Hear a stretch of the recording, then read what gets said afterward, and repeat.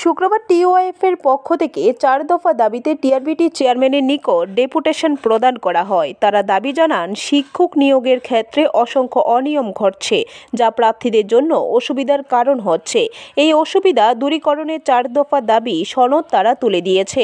তাদের দাবিগুলি হলো, বিগত বছরগুলির মতো প্রতি বছর দুবার টেট পরীক্ষা গ্রহণ করা, 2021 সাল থেকে এসটিজিটি এবং এসটিপিজিটির নিয়োগ বন্ধ রয়েছে, তাই নিয়োগ প্রক্রিয়া পুনরায় শুরু করার জন্য অবিলম্বে পদক্ষেপ গ্রহণ করা, ককবরক বিষয়ে টেট পরীক্ষার জন্য প্রশ্নপত্র বাংলা এবং রোমান উভয় লিপিতে প্রস্তুত করার দাবি জানান।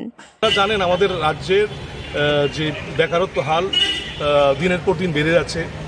উত্তর পূর্বাঞ্চলে আমাদের রাজ্য 1 নম্বর। প্রায় 5 লক্ষ বেকার যুবতীরা, মানে শিক্ষিত বেকার যুবতীরা হ্যান্য হয়ে ঘুরছে। তার ভিতরে প্রায় 50,000 শূন্যপদ আছে।